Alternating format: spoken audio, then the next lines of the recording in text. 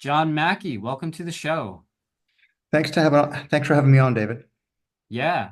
So we're mainly here to talk about your new book, The Whole Story, which is both your story as well as the story of Whole Foods. Most people, of course, will know you through Whole Foods, but you are just starting a new venture, and I understand you just had a soft opening at your first in-person location for it. So can you tell us a little bit about what it is and yeah, how it's going so far? Yeah, well, it's kind of my business after Whole Foods Market, something I've kind of been thinking about, dreaming about for decades, really, going back and over 30 years ago. And the name of the new business is called Love.Life. It is the last chapter in the book, and the whole story is I talk about Love.Life. And you can check out our URL at www.love.life. And so initially, the business was we made a couple of acquisitions. We acquired a telehealth business. So now we have Love Life Telehealth. We're licensed in all 50 states to practice medicine. And I think last year we were in 47 states. We did a little business in 47 states. So that's a good thing. Gives us and several foreign countries, I might add. And then we have an online coaching business. Right now, we have two modules there. We're coaching people for mastering diabetes and also mastering weight loss.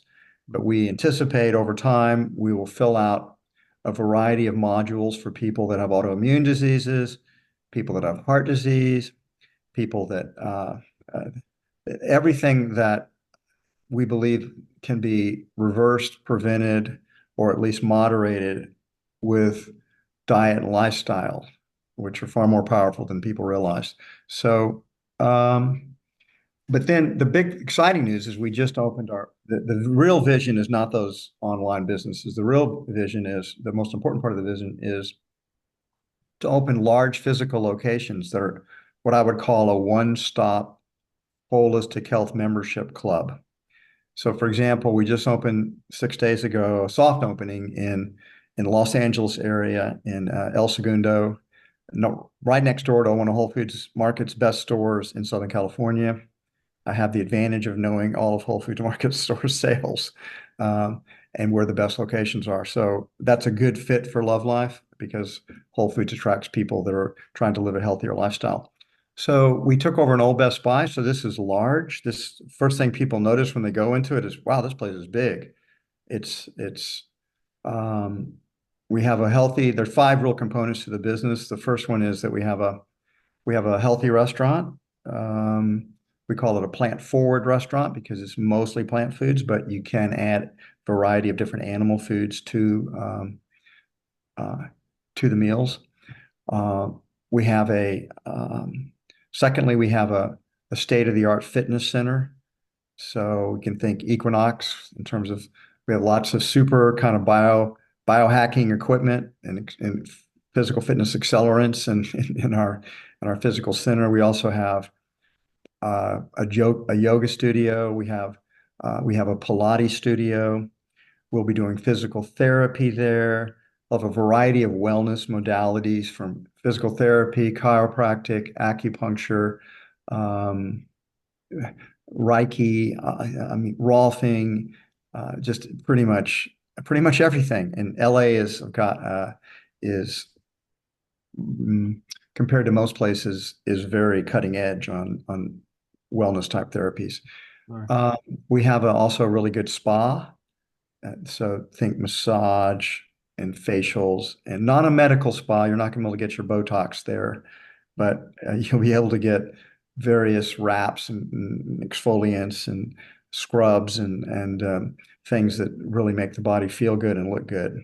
Uh, and then we have a lot of recovery equipment that's sort of between the spa and the fitness center. We got cryotherapy. We got 6 cold plunges. We have 4 infrared saunas. We have a giant steam room, a giant sauna, um, and so because people are going to work out, they need to recover. We also have for play, because community is a big part of what we're doing. We have 3 indoor pickleball courts, which are, I'm a pickleball player. I have a bias towards this, but they're really good pickleball courts. They're soundproof, they're beautiful, they have good lighting and a great surface.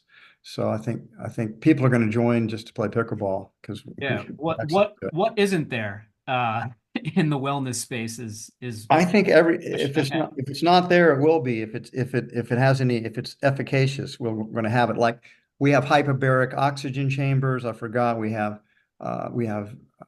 various kind of plate uh, uh, power plates that people can work out on. We've got spin room for bicycling. We've got a again cryotherapy, hyperbaric, just pretty much everything that we were aware of. We have a DEXA scan, so that leads us to the fifth and most important part of the business model that we're creating. We're creating a medical center. So we start out with two medical doctors employed. Both are women that are experts in functional medicine and integrative medicine and lifestyle medicine. So and also a nurse practitioner. Mhm. And the whole idea is that our idea is that we're all on a health journey, David. We could all be healthier. Most people have no idea if they're healthy or not. And if you ask the question, when do most people go see a doctor? The answer you'll get is, well, when I need one, When they're right? sick. Yeah. Like, yeah. When do you take your car in to get it repaired? Well, when it's broken. And our belief is that we want to change that paradigm over the next 15 to 20 years as we build up our business, because we think the doctor's job, paradoxically, is to keep you from needing to see a doctor. That by doing we have now the technology to do a lot of tests and assessments. We can get we can find out how people healthy they are. We can see if they're on. Most diseases don't just like spring up. Most chronic diseases. I mean, you might get an infectious disease quickly, but the chronic diseases like heart disease, that's the leading killer in America. It's been the leading killer for over 100 years.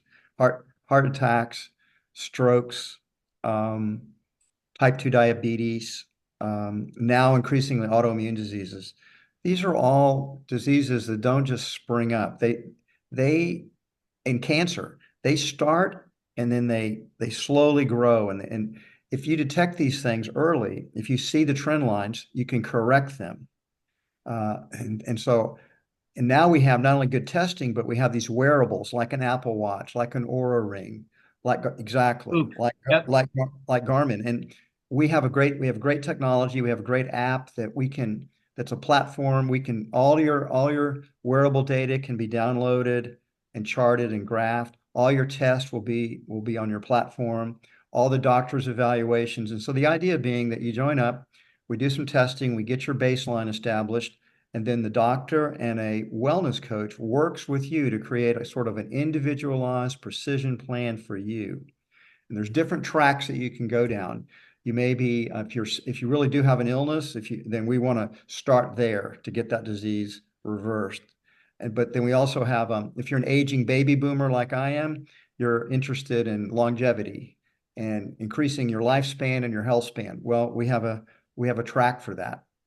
If you're younger, you may be interested in like the burn. You want to get to maximum performance. How fit can I be? How healthy can I be? And we have a track for that. We also have a concierge program for people that really want to get everything Love.Life has to offer and want primary health care 24/7, 365 days of the year. We have that as well. So I'm very excited about this. I really do think the paradigm is going to shift from an auto mechanic coming in to try to repair with drugs and medical devices your breaking down body and really is just dealing with symptoms to a holistic um, uh, view where health is something that's dynamic and we're studying you, we're watching you, we're helping you, we're teaching you to become the healthiest version of yourself, but not just physically, also emotionally and spiritually.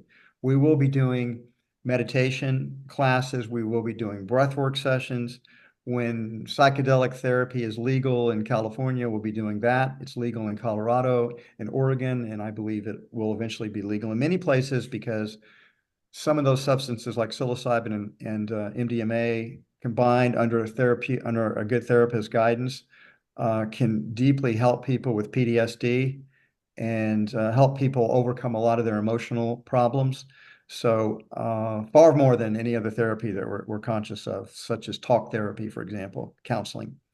So anyway, that's a 5 minute elevator pitch. It is a long elevator. We had to go up to 100 floors, but that's the Yeah. basics. Wow. It's such an expansive vision. And I mean, just from a purely, aesthetic level, it just sounds like It wellness, is, like it is, Xanadu. yeah. It's Um, very, our first one is incredibly beautiful. So, I mean, I'll tell you a story about people don't realize how bad supermarkets were when Whole Foods markets started out, unless they're older. Because Whole Foods has had such an impact on the supermarket industry, people aren't conscious of how much supermarkets have changed and evolved. And honestly, primarily because Whole Foods was so successful that they copied us. And but about the first 20 years we existed, when people would come into our stores for the first time, they'd look around and say, I've never been in a place like this. Wow, first of all, this place is beautiful. Secondly, because most supermarkets were copying Walmart and trying to create to be price competitive, they were creating these real sterile environments that were aesthetic, like warehouses, very aesthetically unattractive. right. So they'd come into Whole Foods and they'd say, "This place is amazing. This is so beautiful." And wow, all these foods, all these healthy foods. I mean, and so it was just it was just because they'd never experienced it before, they got really excited. Same thing's going to be true of Love.Life. First time people come in, they're going to walk around, they're going to say, "How come nobody's done this before? This is a terrific idea." And by the way, that's how you change things because capitalism is dynamic. And so when you have a good idea that works, people study you, copy you, and then try to improve on it. And so, and that's how progress happens in our society. Innovation, and then imitation, and then iteration, and then continued kind of an upward spiral of progress. I think Love.Life's going to be catalytic in that regard. Yeah. You mentioned in the book that this is an idea that's been percolating for you, and more than percolating, for, decades. You also mentioned when you're discussing Whole Foods, the first Whole Foods store was an instant success, and that it was the right place, the right timing, the right type of store. So I gather the timing was not right. I think you called it LifeWorks, Yeah. initially. Why was it the wrong time then, and why do you think it's the right time now for this kind of thing? I know you mentioned technology, the longevity space is sort of expanding. You use the phrase medicine 3.0 in the Yeah. book, which I've seen Peter Attia use in his book Outlive. Yeah. I gather you're familiar with. So why now for this kind of venture? I think so. This is partly a consciousness center as well. LifeWorks was a consciousness center. It was going to be much smaller, but we were going to do meditation, yoga, and breath work. That's when I first discovered breath work, was back in the like 1984. Is when the first time I did breath work, first time I did MDMA, and I had a real spiritual, we'll call it an acceleration. And I thought, man, we should spread this. Now we couldn't do the MDMA because they made it illegal, but we could do breath work and meditation and yoga. And I don't know if the time might have been right back then. I can't say for sure, but the person that was going to be the one leading the breath work and leading a lot of the meditation, who was going to be an investor, she backed out at the last minute. And myself and my partner Philip, my friend Philip, who had a consciousness bookstore, we decided if she wasn't going to go in, then maybe we weren't going to do it either. So we just got cold feet when she backed out, and so I just devoted myself completely to Whole Foods at that point. So, is it the right time now? That what's changed? There's many things that have changed in that's we're literally talking about 40 years ago. So what's different today than 40 years ago? Well, is there's so much more science, and we've gone so much further in understanding the power of meditation, and that was kind of it wasn't, I want to say meditation wasn't new because it's been around for thousands of years, but it was not very widespread in the society. It's far more widespread today. Have had good experiences with meditation. And breath work is far more common. So many young people I talk to today have done breath work, and almost nobody had done breath work back in 40 years ago. It was now that, and also the technology is so much more advanced in terms of doing these testing and assessments, genetic testing, for example. We didn't have that. Today, you can find out what people's genes are. Like my father had Alzheimer's, for example, and I have one of the four markers for Alzheimer's. And so that to me that's a wake-up call because so genes are not destiny. Genes are more like they kind of load the gun, but diet and lifestyle sort of fire the gun. And so it's made me even double down or triple down on living a really healthy lifestyle and diet to head that particular, so that gene never gets fired, for example. Um, and now with the wearables, you can get this daily, even hour by hour or minute by minute data that, like, the Apple Watch changed my life about 2.5 years ago. I stopped drinking any alcohol 2.5 years ago. And it was because of the sleep app. And Yeah. when I was trying to figure out, I'd study my sleep app. It's like, why did I have such a good night's sleep last night? And why did I have the night before have such a poor night's sleep? And so I began to study it and monitor it. And what I discovered was, well, most important thing for a good night's sleep I found was exercise. Really having, good hard exercise for 2 or 3 hours or longer, I'd have a lot more deep sleep and a lot longer sleep. But the second thing I found was extremely important. Oh, and the second thing was don't eat too much food late at night. Yep. That really interferes with sleep. I started eating earlier and lighter at night and heavier meals in the morning and at lunch. And that's really helped my sleep. But then alcohol was third. I found when I had even one drink, just one beer, one glass of wine, and I was never a heavy drinker. My deep sleep would go to zero. I wouldn't get any deep sleep at all, and my total sleep would drop about an hour. And so this wasn't, once or twice. I studied this over several months because honestly, I liked drinking alcohol. I didn't want to give it up, but I was finally convinced by the data, time and time and time again. It's like I might still have a glass of wine someday. I haven't for 2.5 years now, but I might, under certain circumstances, sacrifice a good night's sleep for some celebratory event. But I haven't made that decision yet because I like having a good night's sleep. So it keeps winning out every time I'm tempted. Yeah, it's almost impossible, I think, to not change your drinking behavior once you start, wearing something like this. Yes, Because the data is it's just literally red blinking in your face. The red yes. recoveries from Whoop, for listeners who have Whoop will know that all too well. Got it. So So yeah, technology and partly yes, cultural diffusion, as you mentioned. I mean, I yes, know I'm stunned when I ask my students. I do meditation exercises with my students, and I ask them, freshmen coming in, how many of you have done some kind of meditative practice today? And most of them raise their hands. yeah, And it's amazing that would have been zero, when I was in college. So it's so fascinating to see how these different practices have just diffused more throughout. exactly. That's why the time is probably right now to do what we're doing. It was, as I talk about in the book, I feel like, Whole Foods partly changed the world, but it also caught a wave. And this wave was going to happen with or without us. Now we helped make it a bigger wave, but timing is important and in many things. And I think the timing for Love.Life is good right now.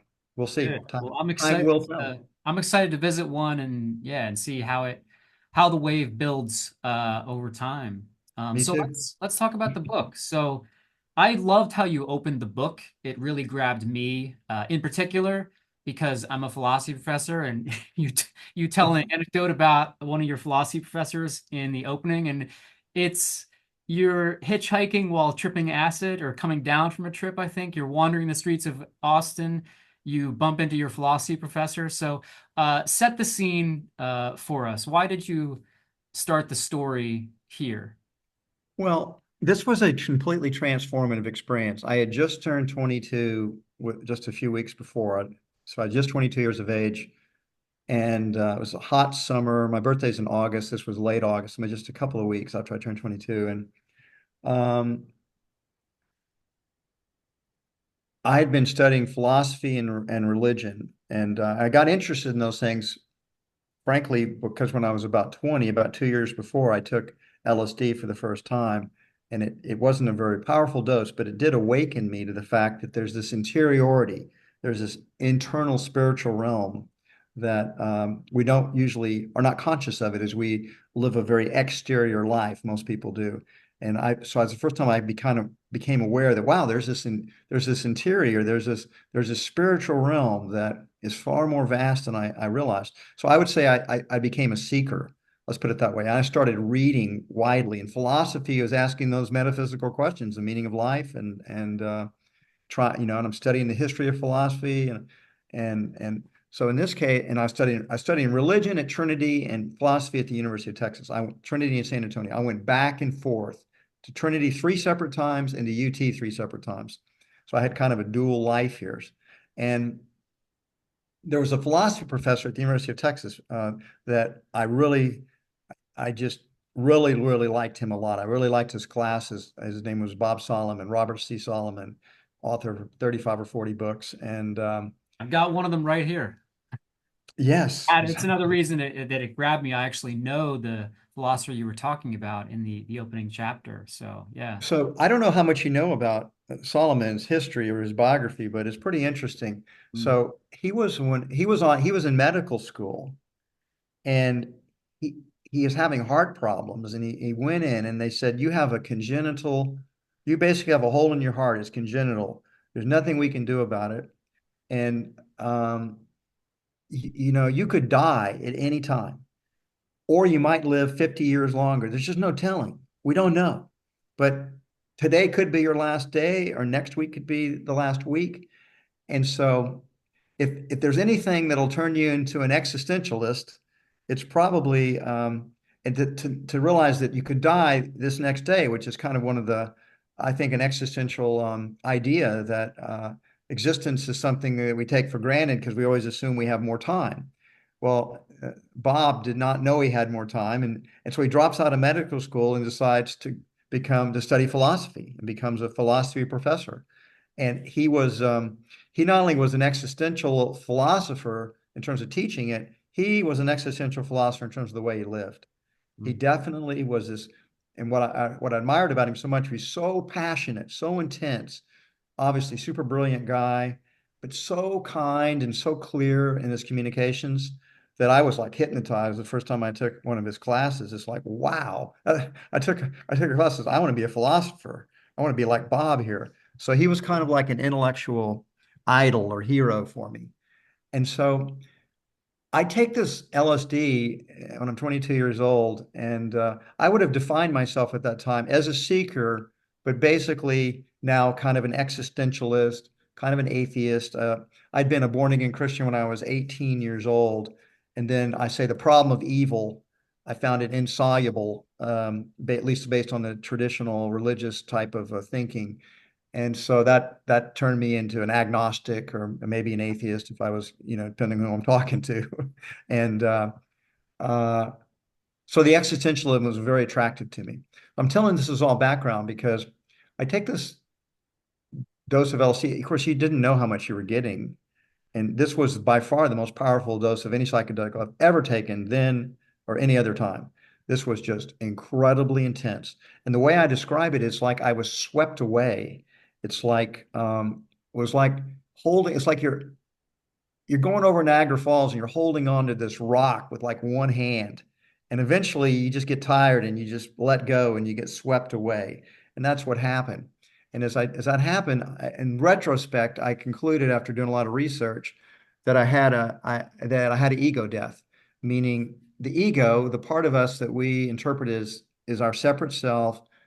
Like you're David, you have this body, I'm John, I have this body, and you have these books behind you, and there's a globe on your desk. These are all separate things. We assume that they're separate and that our bodies are real. our egos are real, yeah, and that's how we experience this particular reality that we're in. Well, what I experienced on that journey was uh, my ego disappeared. I ceased to be separate. There was no separation. There was only what I now say, there was just the one being. There's just the one being and manifesting every possibility everywhere. And I was it. And I was not separate from anything. And I don't know how long I was in that state. You know, I mean, LSD lasts, you know, they say 8 to 12 hours, but from a subjective standpoint, I was timeless. I don't know. I just seemed like I was back in the singularity. I was in the one, and it seemed Sounds like like a little part of you is still in that state. well, probably. I mean, a lot of the beliefs that I have today is that yes, the essence of myself is still there, right? And so it's part of it's getting to be in that space all the time. That is one of the spiritual goals. Anyway, I experienced this ego death and dissolving it, and the things that were overwhelming, it kind of stuck with me after that, as I let go of a tremendous amount of fear, particularly the fear of death. I realized that this was an infinite game, that there was no beginning and there's no ending. There is only just eternal beingness, um, forever and ever and ever. And yes, my ego is going to pass away and disappear. My body will die. But the essence of what I am and what we all are and what everything is that one consciousness, that one being. And it's if you don't identify with your ego or your body, you begin to get free from them, and you realize, oh yeah, it's. I use a metaphor. It's like I'm wearing clothes right now, and when I go to bed tonight, I'm gonna hang those clothes up, throw them in the dirty launch hamper. I may put them on again someday. That's not who I am. I'm not like torn up that my clothes are being hung up or laundered because that's not who I am. I'll put those clothes on again, or maybe I won't. That's not who I am. Well, similarly, once you realize that you're really not your ego, you're not your body, that's not really the essence of what you are, then you're less attached to them. You're just like, well, that's going to disappear, but it's okay because that's not the essence of who we are. So anyway, I'm experiencing all this and for a long time, and then slowly, I guess as the LSD began to go out of my body, I began to I began to be able to differentiate again, and so I slowly came out of it. And when I came out of it, I was like exhilarated. It's like, oh my God, wow, I had no idea. It's amazing. And all I could think about, I want to get out and I want to have all life is an adventure. I came in at really feeling like my life is an adventure and I can create it however I want it to be. And so I said, I came out and it was really hot. It was August in Austin, Texas. And I came out, took my shirt off, and I just started hitchhiking. I was up for an adventure. I And mean, hitchhiking uh, for us today, of course, is a scary prospect. I was struck you mentioned it a number of times throughout the book. Uh, Doing things like that on acid sounds really scary. Uh, except I didn't feel scared at all because I just had this incredibly intense, wonderful experience of being a manifestation of the one consciousness, the one being. There was nothing to be afraid of. I mean, even if I got killed, there's nothing to be afraid of. That's again, if once you realize you're not your body, you're not your ego, you can begin to be a little bit free of them. yeah, So, but I was mostly just up for adventure, and also realized that you can kind of create the adventure that you want, that we're that powerful in our deeper part of our consciousness. So I was up for an adventure and this guy picks me up and he says, where do you want to go? And I said, I'm going wherever you're going. So he basically took me to his house and that was the end of the ride. It was about 3 miles away from where I'd started. And and then I just got out and started walking back home again. And that's when I ran into Bob Solomon. He's out walking too, and I run into him my way back to my house, and that was a great opportunity because I thought, man, I there's these questions I want to ask Professor Solomon, but I'd never asked him before. So I pulled him over, and he kind of recognized me. I didn't have a shirt on, but I said, I'm John Mackey. I'm one of your students, and I've taken several classes from you, and I've been meaning to ask you some questions. If you'd be willing to just give me a couple of minutes. He said, sure, ask me whatever you want. So the first question I asked him was, I said, well, you teach that we are that there's no sort of objective meaning to life, that life itself is this sort of, Camus, it's all absurd. In Sartre, it's nausea. There's no purpose, there's no meaning to it. And but but because you're a romantic, you believe that we can create the meaning by, we can take on our life projects for whatever they might be. They don't have any, they're like Shakespeare said, it's all sound and fury, but Right. Just signifying nihilism. nothing. Yes, but signifying nothing. But it doesn't really, it's just your own mind making it up. And he said, well, yes, that's basically what I believe. And I said, well, sir, I have a question.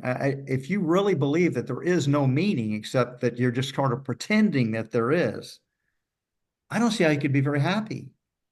And he looked at me and he said, yeah, I'm not that happy.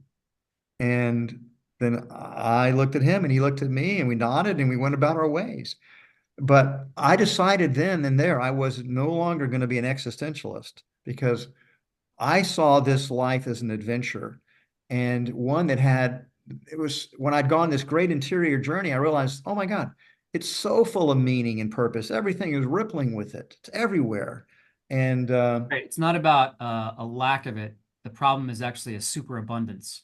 yes, yes, exactly. And so then you have to choose exactly, what you want to do, what your own adventure is going to Choose your own be. adventure. Yeah. I know you've mentioned the influence of Joseph Campbell, Yes. in interviews I've The listened to. hero's journey. That came later. Yeah. So this was great. That's a great lead in though, David. Yeah. After this point, and why I started the book with this story is it was that point that I began my hero's journey. And soon after that, I moved into a vegetarian co-op. I wasn't a vegetarian, but I was very interested in all things counterculture. So I was very influenced by sort of the hippie movement. I was not old enough to be when the summer of love was happening. I was 14 years old, so I was a little too young for that. But I still was very attracted to that, that energy that was moving in this world now. You could say, from an integral perspective, the postmodern progressive energy was just starting to flow in, Yeah. and the different dimensions from social justice to environmentalism to sort of new age spirituality. And I was touched by all of them, and I wanted to be part of it. So I moved into this vegetarian co-op because I thought, wow, I'm going to meet all these interesting people, which I did. And I call it a food awakening. Before then, I had just thought food was kind of like, like a car goes into a gas station to get gas. You'd eat food to give yourself some fuel to get through the day, but as long as it tasted good and filled you up, then that's all that really mattered. It's just a And utilitarian kind of yes, attitude. exactly. Yeah. And so there I had the food awakening to realize, oh my God, food is this incredibly nourishing substance. We're not a car, we're not a machine. We're literally tens of trillions of cells that all need to be nourished. And so food really matters in terms of our health and our vitality and our longevity. I knew exercise did, but this is when I began to grasp food was really important. And so I became the food buyer for that co-op, that commune I lived in. I read tons of books on it. I learned how to cook. I went to work in a small natural food store and I loved it. And I remember coming back to the co-op a few months after I started working in that natural food store. And I said to my girlfriend, Renee, who I'd met at the co-op, and that time now I'm 23 and Renee is 19. And I said, Renee, why don't we open up our own store? And that changed my life because she took my hands, looked me in the eye, and said, "Oh, Macro Man, that'd be so cool. Let's do that." And so we did. I mean, if she'd said that's a stupid idea, we know nothing about this. We never, you worked in the store for a few months, you don't really know what you're doing or talking about. I don't want to do that. Then maybe I would have dropped the idea, but she was excited about it. And so then we started to do, and we did, the first store was called Safer Way. And then later on, after a couple of years, we relocated that, merged with another store and changed the name to Whole Foods Market. So I started the book with that story because that, I believe, was the launching date of my own hero's journey. That's when I heard the call and I answered it. Everybody gets a hero's journey call. Most people don't answer it. I did. Mm, yeah. You mentioned too early in the book that your orientation to learning. So you dropped out of college, you read the books you wanted to read, you took the Right. course you wanted to take, and that sort of generalist approach to learning you credited with your business success. So how, I imagine some people might be surprised to learn, oh, John Mackey didn't go to business school, he didn't complete college, he was sort of dabbling in philosophy and taking drugs. And then he built this, incredibly successful business. So how did that approach to learning equip you well, You know, unexpectedly as you I'm move forward in your career? one of the things that I've discovered is that I used to think I was very rare, but I'm not. I'm kind of a prototypical entrepreneur. When I've read the stories of other entrepreneurs, um, people like Steve Jobs or Elon Musk or John D. Rockefeller or Bill Gates or Michael Dell. I mean, uh, or there. I mean, dozens and dozens of other ones that I've read. That what I've It's not rare. I mean, most entrepreneurs take control of their own lives. They don't want to do what other people tell them to do. I didn't want to read books that other people told me to read. I wanted to read the books I wanted to read. And also, entrepreneurs tend to be very curious people, and many of them, like a Warren Buffett or Charlie Munger, are good examples. They just read all the time. They just but they read what they're interested in, and their curiosity is their guide. I mean, literally, I used to go to the not only was I auditing classes and test taking classes I was interested in, but I used to just go to the library, bring a lunch, and I'd spend 10 to 12 hours there just reading whatever I found in the UT library. It was so fun. I read for example, I read all of Will Durant's Story of Civilization books, for example, just at the library, starting with the first one. And then I was so disappointed that it ended. He ran out of gas in Napoleon's age. So he's missing like 100 years of history before he couldn't write anymore. He's too old. But the point is that I was self-taught. And when I got interested in business, I hadn't taken any business classes. But you know what? I read hundreds of business books. I read dozens and dozens of business biographies. I studied finance, accounting, marketing, advertising, finance. I mean, yeah, everything. And you know what? When you're really interested in something, you absorb information and retain it much better than you do if you are just doing something because you have to read it. I was passionately interested. I had a real business to run and didn't know what I was doing. So I was just absorbing information as rapidly as possible from every source that I could. Yeah. In terms of not knowing what you're doing, and in light of the hero's journey of, sort of the guide who equips the hero with a tool or, something to help them. You talk about your relationship with your father a lot Yeah. in the book and the role he played in your formation, as a man and as a businessman. So can you tell us a little bit about that relationship and how that, your It's success? interesting though, is I did, of course, I didn't know about the hero's journey. This came later on in my life when I read Joseph Campbell, and I thought, "Holy shit, this is exactly what I've been doing." And so, if you read a lot of the hero's journey stories, whether it be Star Wars, which is deliberately, I think, fashioned on a hero's journey, Right. with Luke Skywalker and Obi-Wan Kenobi and Yoda being his mentors, or the Lord of the Rings with Frodo having Gandalf. Um, there's oftentimes in these stories a wise mentor that helps the hero, to encourages the hero who's on the journey to how to overcome fear and failure and setbacks because they always occur. And but then also there comes a time when the person on the hero's journey, the mentor, dies or moves out of their life in some form or fashion. And then that's how they have to take the next step. They have to take the next step without the On their own. Yeah. on their own. Exactly. That's part of the journey. So in my case, my father, it was so good for my relationship with him because, we were close when I was a little boy, and then we fell apart. And then when I was became an entrepreneur, I got interested in business. All of a sudden, I asked him if he'd mentor me, and he was thrilled to do so. So my dad had been an accounting professor at Rice University he was an academic for 19 years. And then they were beginning to PhD the entire business departments. My dad had an MBA in accounting, and a CPA, and that wasn't good enough. So he said, "Well, okay, I'm not gonna go get a PhD." So he went out into business and ended up becoming very successful there, and a CEO of a publicly traded company, a hospital management company called LifeMark, before he sold that business and retired. And so he helped me and pointed me in a lot of books. And then I just basically, I'd say for the first 16 years of Whole Foods Market's history, from 1978 to 1994, I didn't make a move without my dad. I mean, I really, really looked to his leadership and his wisdom, and it was good because he saved me from making countless mistakes. And when I did make mistakes anyway, he would be there to point them out to me and help me get past them. So I really don't think I could have done Whole Foods without my dad in the early days.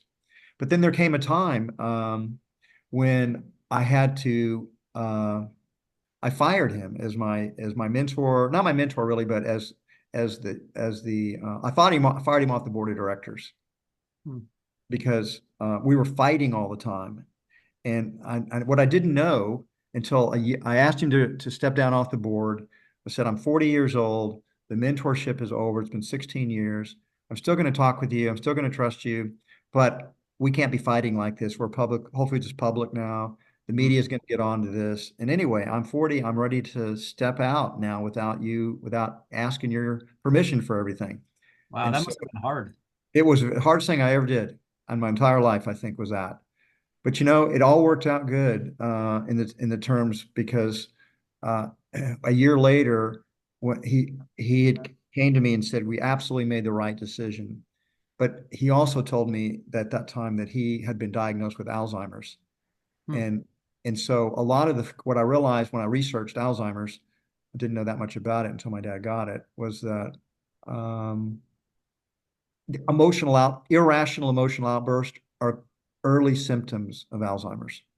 Hmm. I couldn't understand why my dad had gotten so emotional and so angry and was so unlike him. And so when he was diagnosed a year after I fired him from the board, it all explained it.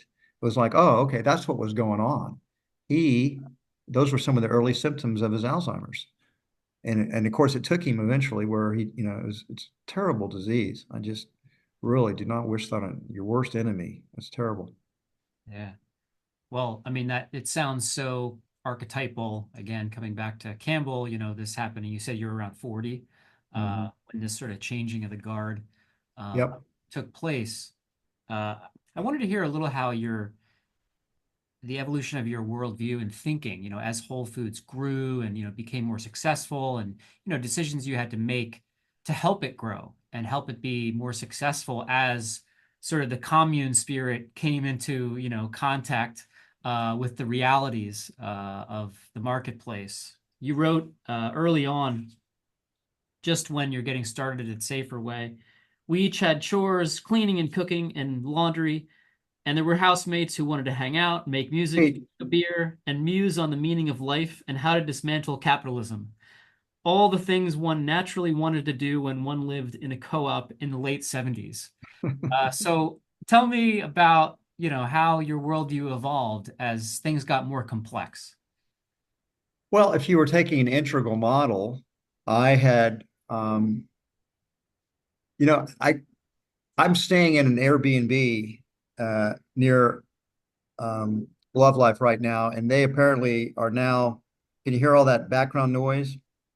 That's Oh, okay, great. Okay, but there's a leaf blower out there, and it's I guess maybe a lawnmower, so it's making a lot of no, I noise. didn't hear anything. Okay, great. So I'll just continue on then.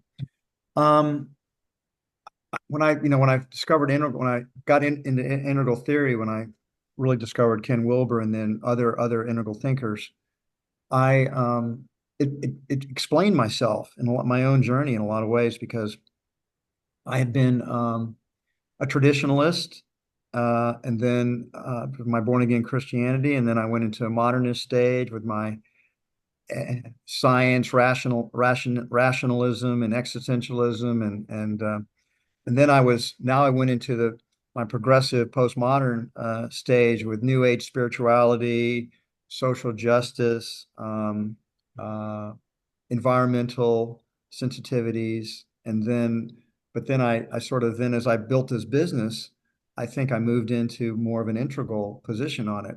I saw the value of all of these. I began to think about the good things of each of them. I didn't fit. I remember when I read Cultural Creatives by Paul Ray, and it was like, and I was on the board with Paul at Gaiam for about a year, and I would try to talk to him about the book, and I said, Paul, it doesn't quite fit me. I don't get it because I mean, I identify with so many of the things you're talking about for the cultural creatives, but I believe in capitalism. I really believe in progress, and and he says, well, you're not a cultural creative.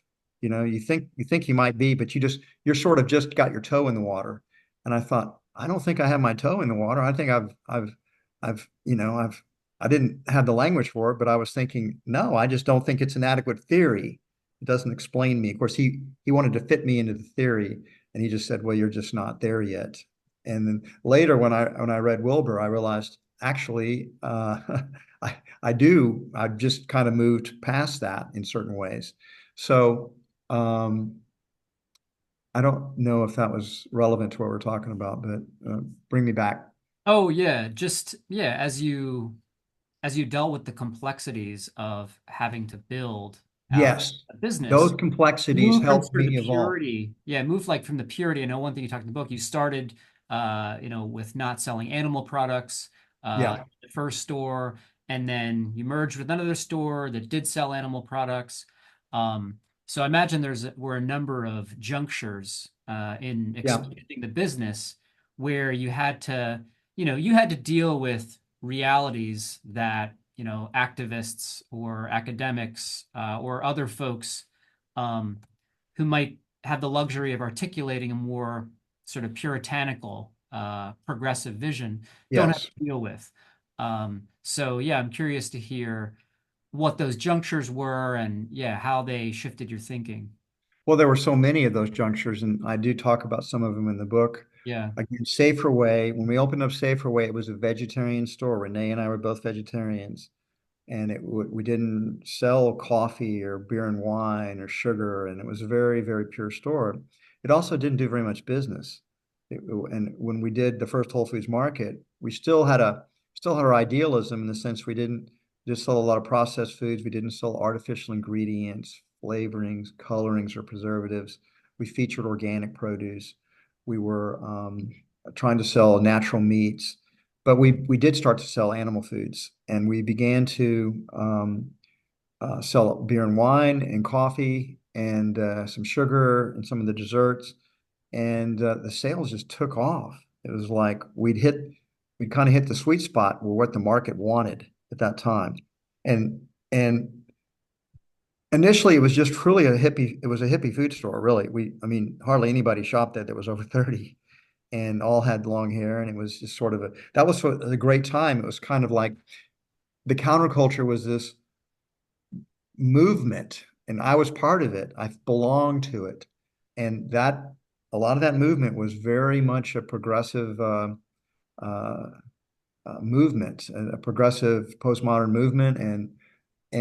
But business meant I didn't fit politically because almost all of them, the progressives were, socially liberal. A lot of them could be a lot of were some definitely a lot of socialists and I was in the co-op movement. The co-op was about food for people, not for profit. Um, there was a utopianism to it that was attractive to me as a young person, but then as I was doing business, increasingly it didn't make sense to me. It didn't explain the world. Um, it didn't work. That was the problem with it. And that's when I began to question some of the progressive postmodern ideals is that they didn't work in the real world. They might have sounded really good. I mean, socialism, for example, sounds really good, but it's been tried 41 times in the 20th and 21st centuries, and no one succeeded with it yet. And it's almost always said because people say, well, it hasn't been done right yet. And it's like, maybe it hasn't been done right yet, or maybe it doesn't work. Whenever we've had socialistic experiments like the kibbutz, you get into what they call the third generation problem, where the first are idealistic and they sacrifice for the good of the whole. The second generation is less enthusiastic, but they go along with it, but they start wanting a little bit more privacy. I mean, they want to have their own children back, and they want to have some personal possessions. They don't want to go all into the collectivism. And by the third generation, they want to get the hell out because they want to go explore the big world that's out there. They don't want to be constrained in this so-called little utopian community, but it's so limited. So um, I just began to see that a lot of the views of the postmodern progressive idealism as running a business didn't work. And so I began looking around for other philosophies that made more sense to me. Yeah. And in economics, I got, so you might say, free markets, more classical capitalism made a lot more sense to me when I read people like Milton Friedman and Friedrich Hayek and Ludwig von Mises. These guys, they explained how the economy really worked when you got right down to it. So uh, I oftentimes think people move into postmodernism without fully grounding themselves in modernism. They they see the flaws in modernism, but don't oftentimes see the virtues of them. And so they haven't really moved completely through modernism because they haven't fully embraced it. They've rejected it prematurely, you might say. Yeah. And that's why I think a lot of people don't move to integral. They get stuck because they haven't yet included and transcended modernism. You have to include it. You can't just reject it out of hand and everything about it. Yeah. Uh, And take its benefits for granted. Yes, take the benefits come. They were built over time through a lot of progress that we made, and we just can't throw that out. You can't dismantle the fossil fuel industry, for example, and expect the world to maintain prosperity. It's irrational. No, there could be technologies down the road that supersede that, and we've made some progress, but we're certainly not, particularly if we're not going to embrace nuclear power in some form or fashion. We can't we don't have enough energy from wind and solar to fund anything but a small percentage of the population. Yeah. So you've described your view as conscious capitalism. You published a book on this Yeah. a decade ago, and you describe its genesis in your new book. So for listeners who aren't familiar with it, could you briefly summarize what you mean by conscious capitalism? Yeah, first thing I want to say before I describe it, and this has gotten into a lot of confusion because conscious capitalism is being attacked from both sides of the political spectrum right now. It's being attacked by traditional capitalists because they're afraid it's trying to take power away from the investors and the shareholders. And then it's being attacked by, we'll call it the left, being weaponized by the left through things like ESG and uh, stakeholder capitalism is different than what I think Ed Freeman meant when he coined that term and really promoted it. So conscious capitalism is not an economic system and it's not a governance system. It's a management philosophy. It's really the best way to run your business. And so what it means is that every business has a higher purpose besides just making money. That the stupidest idea that there ever was with the business that primarily exists to make profits. That's just fundamentally completely wrong in almost every way. If you ask the question, what's the purpose of a doctor? Do doctors make a lot of money in our society? Yes. Is their purpose to make money? No.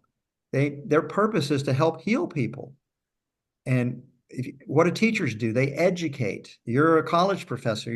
Your primary jobs are probably two. One is you're promoting your teaching and helping students to learn and grow, and you're also doing research and thinking and trying to move the the intellectual story to higher levels, right? So uh, if you're an engineer, you're constructing things, architects design things. These are all creating value for other people. And yet, all of those professions have to make money or, it doesn't work. So business isn't any different. Business has been slandered by its enemies that it's just about the money. And you know what? Maybe it is sometimes just about the money for some business people. Sometimes for doctors, it's just about the money too. And pretty much every profession can be kind of corrupted. But rightly understood, business is about creating value for its customers. So its higher purpose is in that value creation. For example, Whole Foods Market's higher purpose is to nourish people and the planet. So healthy food is what is Whole Foods is fundamentally about, and nourishment of people, nourishing their cells, nourishing their lives. Um, and if you think about all the great brands, I mean, Amazon would say their higher purpose, Jeff Bezos told me personally, their higher purpose was to be the Earth's most customer-centric company, business in the world.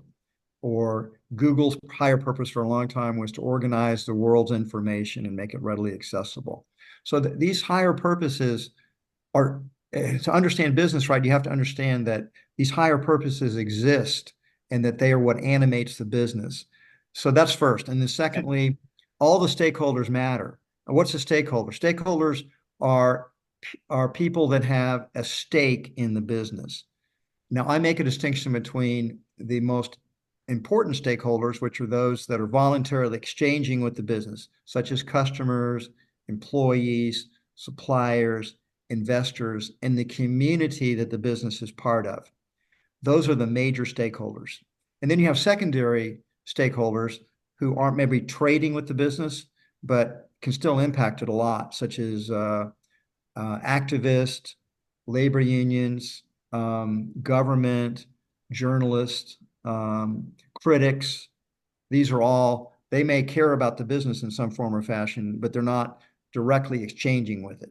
So all stakeholders matter. They don't all matter equally, but the stakeholder philosophy understands that these stakeholders are interdependent. It's like a system, and that if you're smart, if you're intelligent, you will understand that it's a system and you will manage the business in such a way that all the most primary stakeholders are benefiting from this relationships, that they're interdependent, they're connected. And if you try to screw any of the stakeholders, if you try to take advantage of your customers, well, they figure it out in the long run and they stop doing business with you. If you exploit your workers, you're probably going to end up with labor unions, or you're at least going to have a high turnover rate, and your customer service is going to be worse because the employees aren't going to care as much. If you screw your suppliers, well, they find other people to sell to besides you. And if you screw your investors, you're not going to get any more capital from them. So all of these, and once you see the interdependency of it, you can management, what I call looking for the win-win-win solutions. So good for each of the stakeholders. And so there's this false dichotomy between um, that the shareholders versus the workers, or that somehow or another everybody's pitted against each other, that it's a Hobbesian war of Zero all sum, against yeah. war. But it's really not a Hobbesian. It's the opposite of that. It's actually all this cooperation. That's what makes capitalism so incredible. It's not a zero-sum game where somebody's winning and somebody else is losing. And here's the hard truth that a lot of people don't want to accept. People like Elon Musk and Jeff Bezos and Bill Gates, Warren Buffett, the richest people that have ever lived, John D. Rockefeller, they didn't get wealthy because they stole a big piece of the pie when nobody was looking. They created more value. Their companies created more value than any other companies ever have before.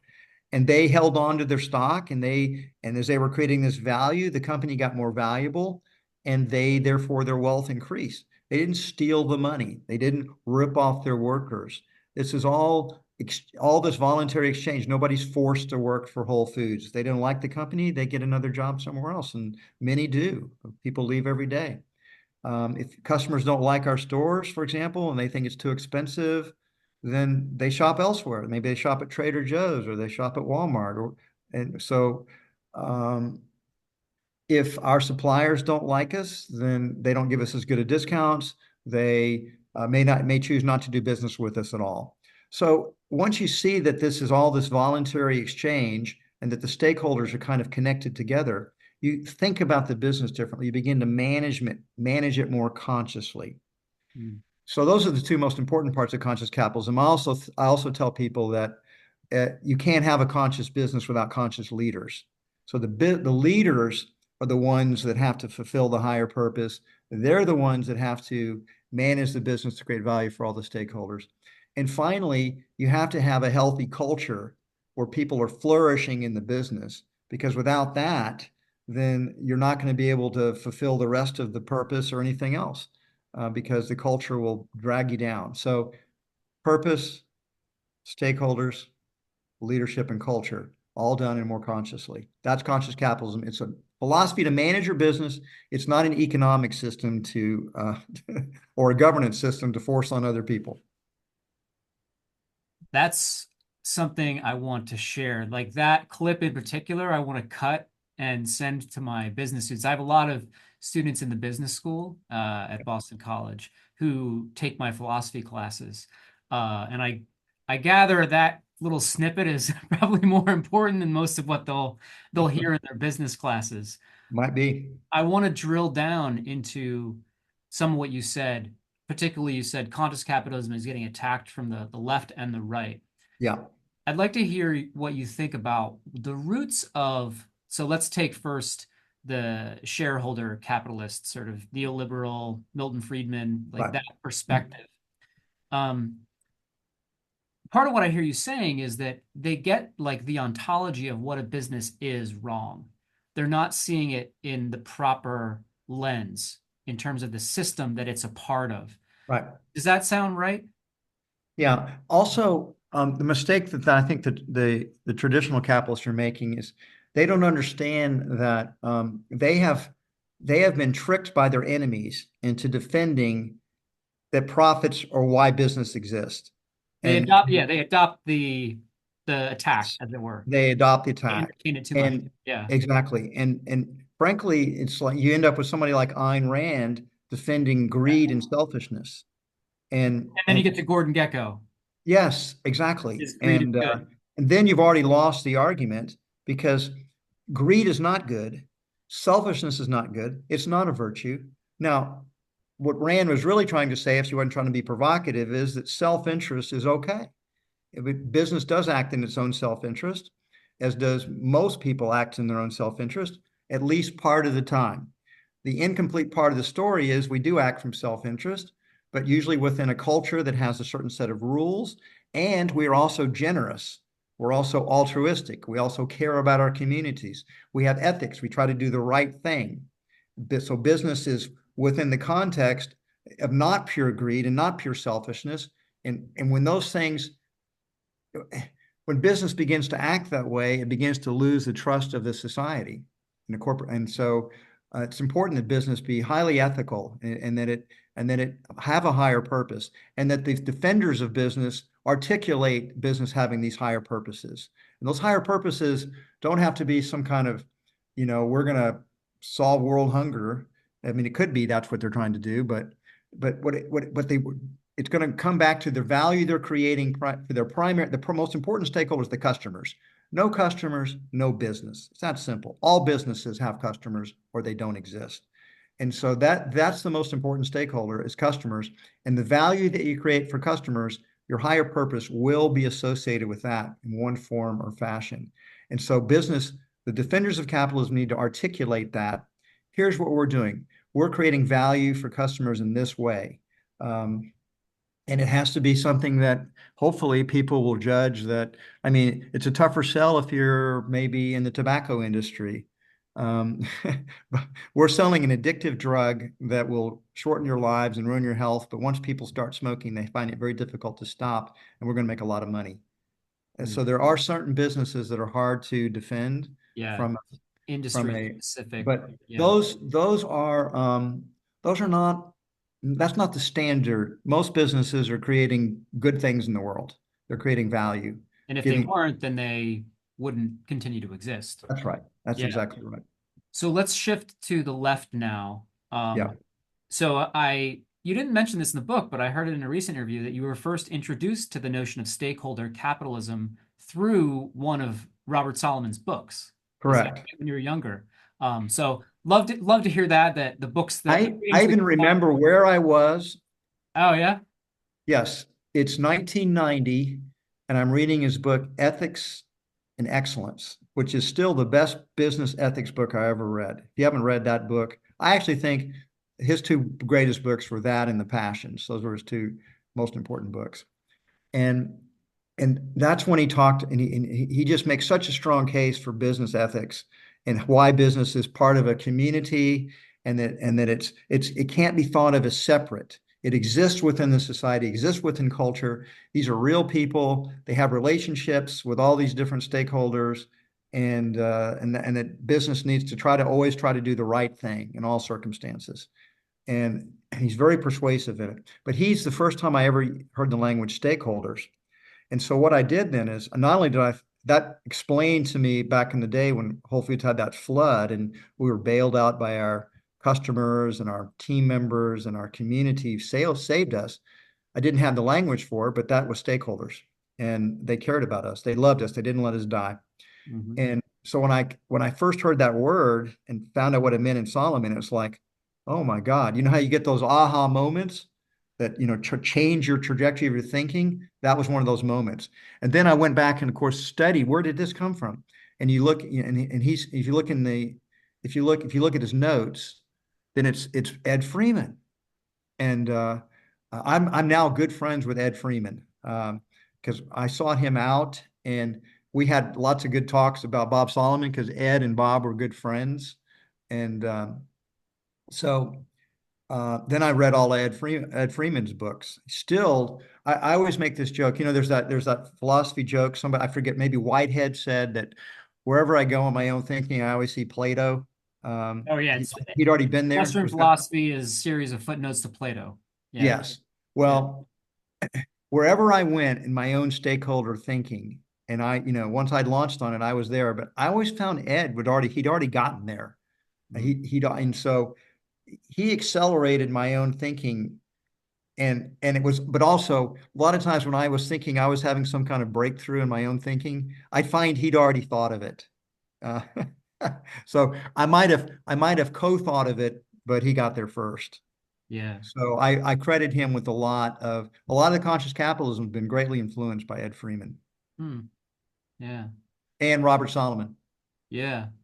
I'm seeing a bridge there too, coming back to, your acid trip encounter with Solomon is so atheist Yes. existentialism, not happy. I'm gonna do something else. I want to live something else. I always thought what's missing with the existentialist posture is community. Yes. And it sounds like that's the kind of shift that, you went through as well, And working with Bob. I think it's a shift Solomon went through himself. Oh, I mean, okay. the guy that I was talking to in 1975 was not same guy, but an evolved version of him in 1990 or 1989, whenever that book came out. I read it in 1990. Yeah. um, he had really taken this greater view of society, and being a responsible member of being a good member of the community. He was not so much the lone wolf, Sartrean sitting in a cafe scribbling notes, alienated from everybody else, right? Because I think in his early day, when he was teaching me, he was probably not, he was probably in his late 20s, probably only 7 to 9 or 10 years older than me. So he was not an old professor. He was in his own intellectual journey, right? And I think he continued to learn and grow. I think that's why he got into business ethics and he became a leading philosopher in business ethics. That Um, totally that totally squares. Yeah. And Carl Jung, he called it the reinvestment in the collective, right? yes, And for yes, Campbell, it's the return, yes. right? You, After the, the the individual. hero, the hero Yeah. goes back and he has to return and share the discoveries to make the society better. Yeah. So to close the loop with sort of capitalism philosophy, so shareholder, I take it the mistake that the stakeholder perspective can go into, and I suspect your view would be that the ESG movement makes this mistake is okay, they acknowledge stakeholders matter, but they can't make vertical distinctions Bringo. about which ones are most important, and that's a function of the progressive worldview. It has trouble making those kind of, It has problems with hierarchy. yeah, It's anti-hierarchy, and it who's ever at the top of the hierarchy is an oppressor. And so shareholders, if they're running things, they must be the oppressors in capitalism, and the workers are the exploited. And you know that you got the whole Marxian interpretations that, and so what they're constantly trying to do is if all stakeholders are not equal, and business has to, they all matter, they're all important, but they don't all matter equally. This is not an egalitarian. Uh, if business was egalitarian, it would fail. And so what the traditional capitalists are afraid of, and why they're so reactive, is they sense that ESG and that progressive movement, that the real goal is to take power, because progressives are all, postmodernists also, and the Marxians are obsessed with power. They think a power is what motivates everybody. And everything I've done, for example, I've had people tell me this, listen, you're a white privileged male, Caucasian male, and you love this society and everything about it, and because you're at the pinnacle of it. You have all this power, and you're just protecting your own power. Your arguments are simply rationalizations, self-serving. Yeah. yeah, self-serving rationalizations for you to maintain your own privileged position in the power hierarchy. And how do you answer something like that? There's no way to prove it. Uh, I mean, that prove that I'm not right. I mean, I can make arguments, but then if you just dismiss the arguments as well, you're just rationalizing your own desire for preeminence in this hierarchy. But that's what scares the traditional shareholder capitalist, is that these people seem to want to take power from the investors. They want to take those profits and redistribute them to all the other stakeholders. And so they rightly are scared of that, because that would end capitalism as we know it. If you redistribute remember, the profits are left over after all the other stakeholders are paid first. People don't realize that. The profits are what's left over. The customers are paid.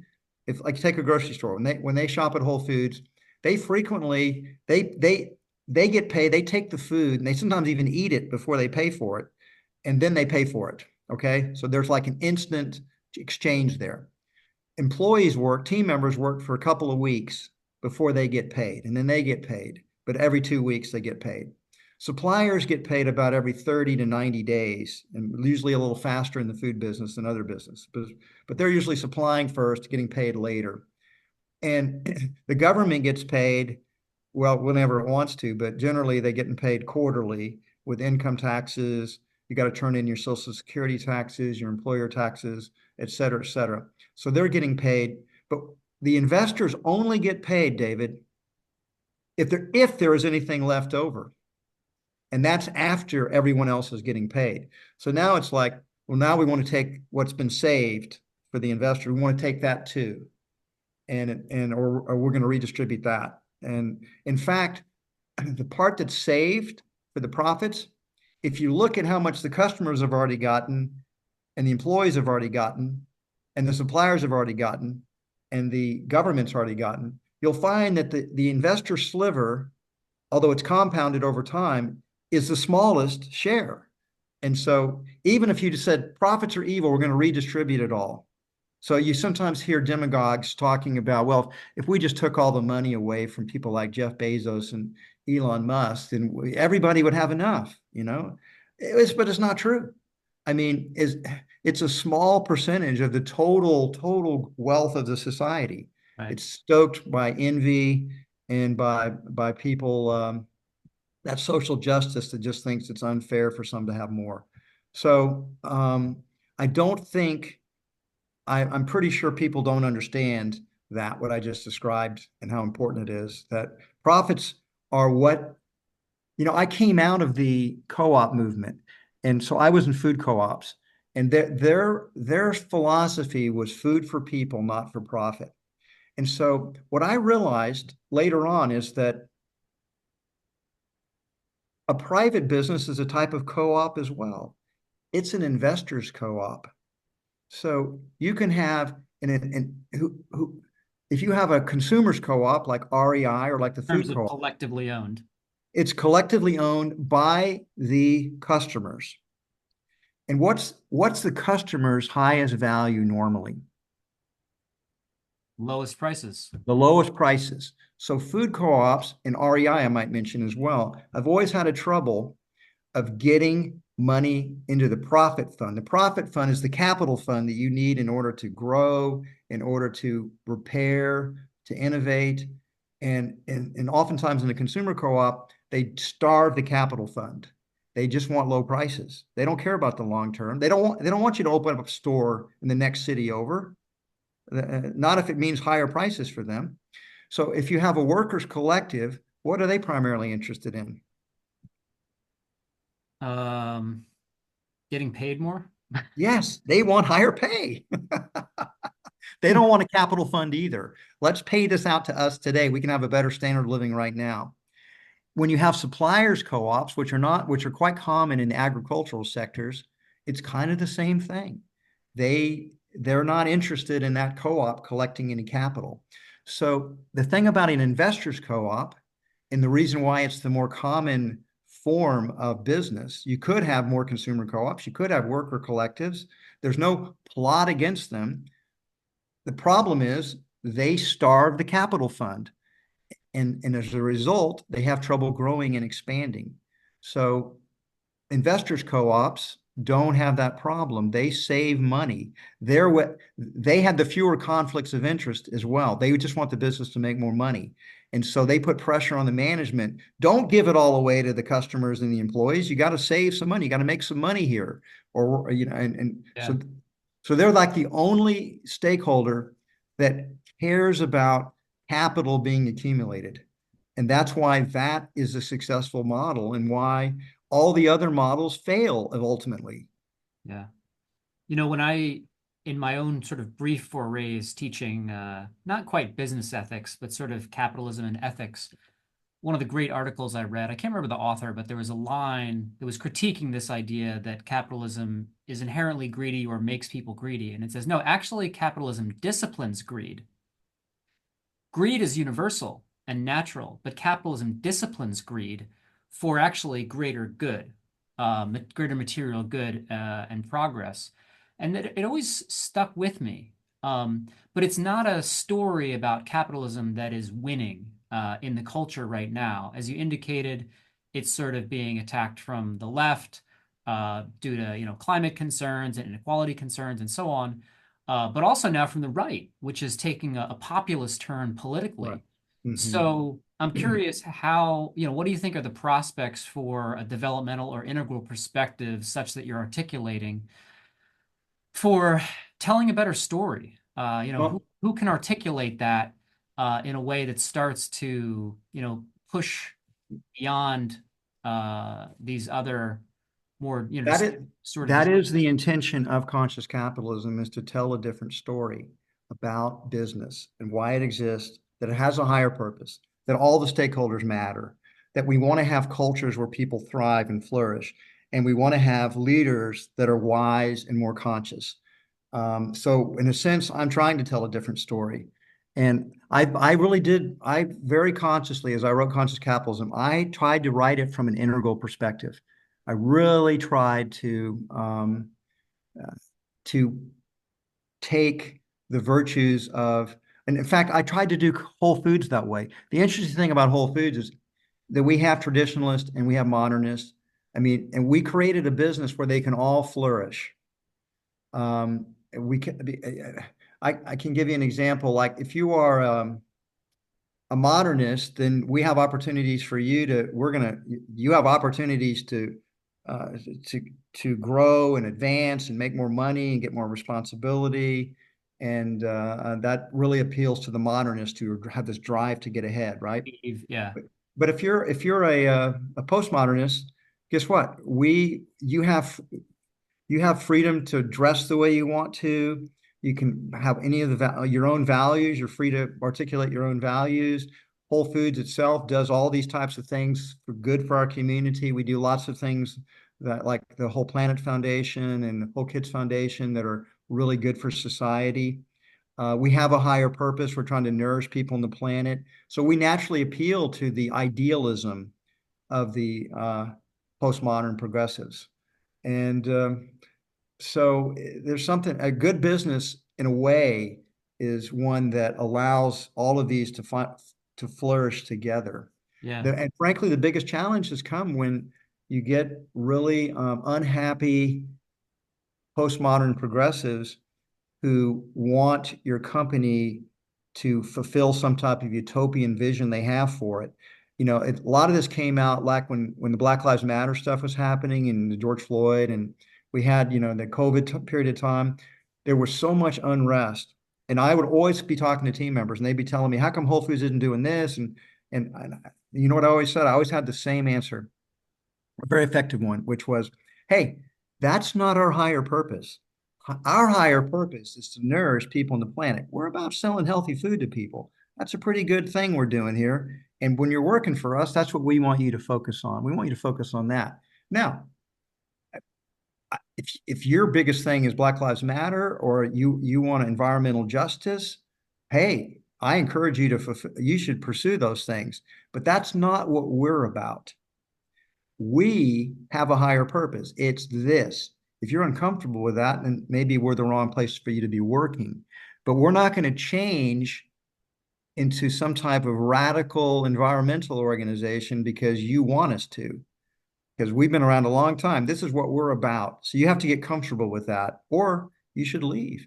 Yeah. And so I didn't get defensive. I just always talked about our higher purpose. This is what we're about. This is what we're doing. Do you want to do that with us? I hope so, because we think you're really valuable and you could contribute a lot to it. So business starts to lose its way when it tries to please everybody, right? And you have traditionalists, you have modernists, you have postmodernists, and they're not going to agree. I always say, I get asked this question on this book tour a lot about politics. And I always say business should stay out of politics. You really should, because you're bound to piss off a lot of your customers.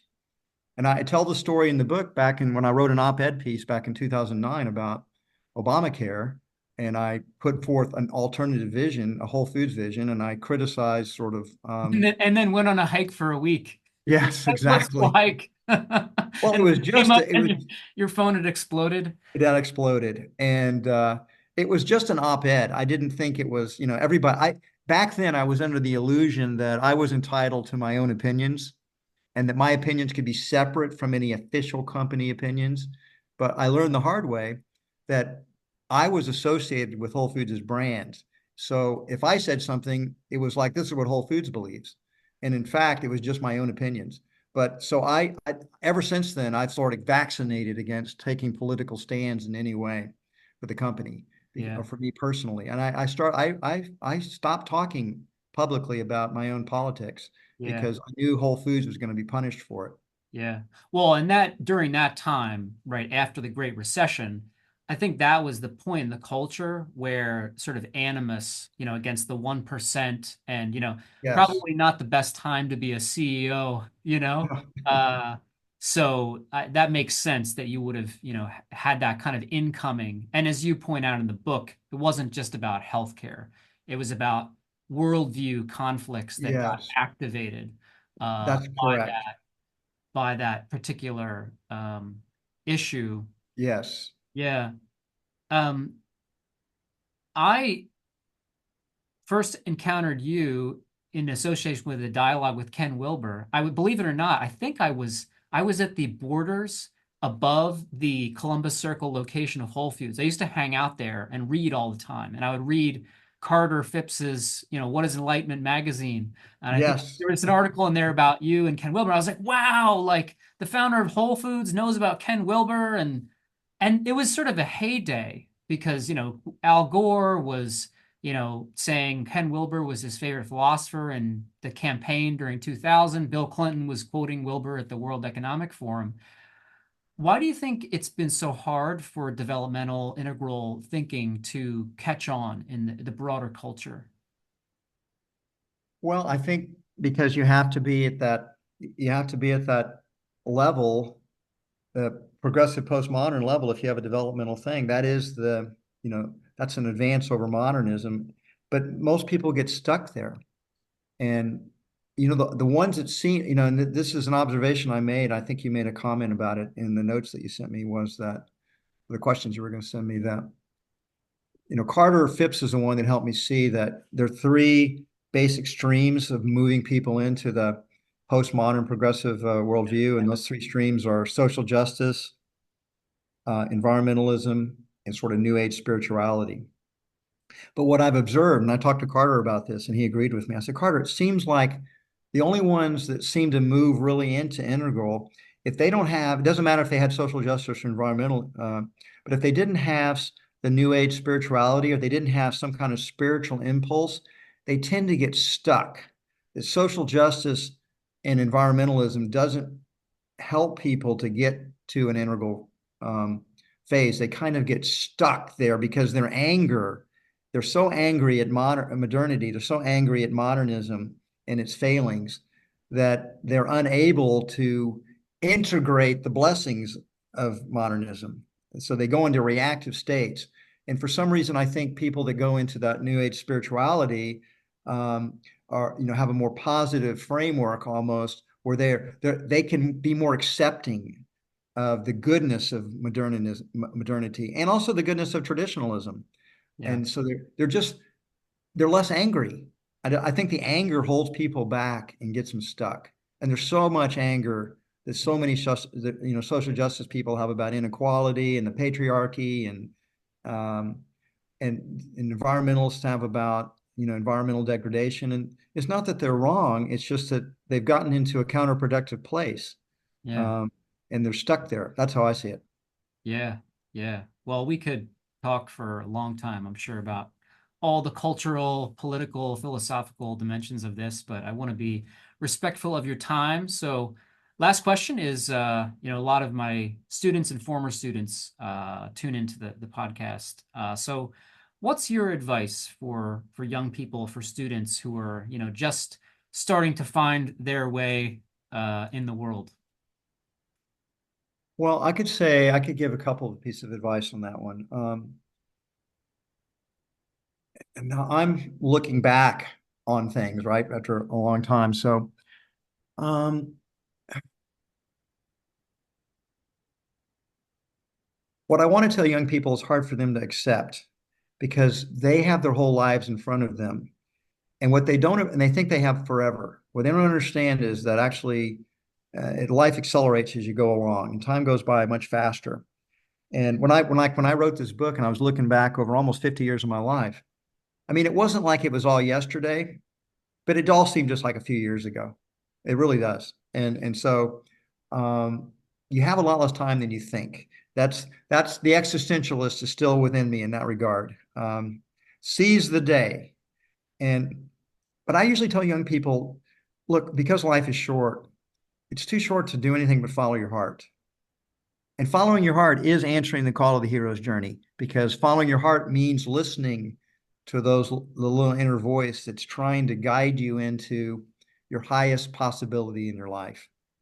And most people are too frightened for various reasons. Either they're afraid that they'll get disapproval from their parents, or that their friends will reject them, or that they might fail, and so they play it safe. They take a safe path of security. But then later on, my friends that did that weren't happy. They might have become lawyers or doctors, but if that wasn't what their heart's desire was, then I mean, like, I have a friend that became, I'm not going to name him, but he became a very, very successful lawyer, made a ton of money. But I know him. I knew him. We knew each other since we were 13 years old. And for years he said, I want to be a writer. I want to write novels. And of course, I said, you should do that. And he says, well, that's just so ridiculous. I mean, I'm going to be scribbling in an attic someplace, and what are the chances I'm going to be successful? And you know, I want to make money. And I said, but do you really want to make money? I mean, you say that what you really want to do is write. Okay, well, he didn't pursue that, and he became very financially successful as a lawyer. But guess what? He's not fulfilled. He's not really happy. The money didn't give him what he really wanted. He'd have been happier. He may have failed. There's no guarantees that your hero's journey is going to end in success, but that'll always be a regret. I even told him a few years ago, I said, hey, you may be older now. It's not too late to write. He says, it's too late to write now. It's too late. I said, it's not too late. Do it. But so anyway, my first piece of advice is follow your heart, follow your bliss, as Joseph Campbell would say, follow your passions. I just feel like those are your best guide. And while I can't guarantee it's going to work out for you, I guarantee that if you don't try, you will regret it later in your life. You'll always wonder about the path not chosen. So choose it now. And guess what? You're young, and even if you make some mistakes, you can learn from them and you can start over again if you need to, because you have so much time ahead of you. You can't want to be like my friend who gets to the end of his life and says, I regret it, but it's too late. Um, it's not too late for young people. Follow your heart. Yeah. And don't be afraid to hitchhike. No.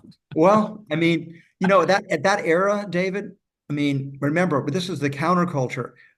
I didn't get, although I had a lot of interesting rides as I hitchhiked around the country. I remember this, I got picked up by this preacher one time and I was hiking with a buddy. And this was after, a couple of years after I was no longer a born again Christian, but I knew the Bible really well. And he says, boys, I'm going to preach to you the word of God. And I'm going to take you as far as you want to go, as long as you're willing to listen to it. So I'm in the front seat. My friend's in the back seat. He goes to sleep. And meanwhile, he starts preaching the gospel to me. And then I start pointing out contradictions and problems. And after about 30 minutes of listening to me criticize what was wrong with his belief system, he pulls over and says, I know the devil got into the car and it's getting out right here, boys. Get out of my car. My friend was really angry at me because he said that guy would have taken us another 100 miles at least if he just shut up.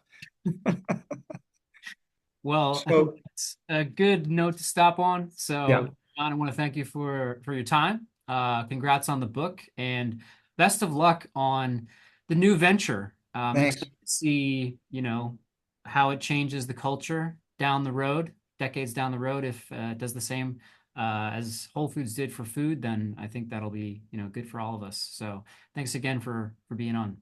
Thanks, David. My final word would be that that's like I just gave the advice to the younger students. Don't, you know, I am still following my heart. There are no guarantees this will be successful, but if I don't try, it will be a regret. I have to try because I feel that that's what my heart's calling me to do. So thank you very much. I enjoyed our conversation immensely. Hope we can talk sometime in the future together in Absolutely. person. All right, take care.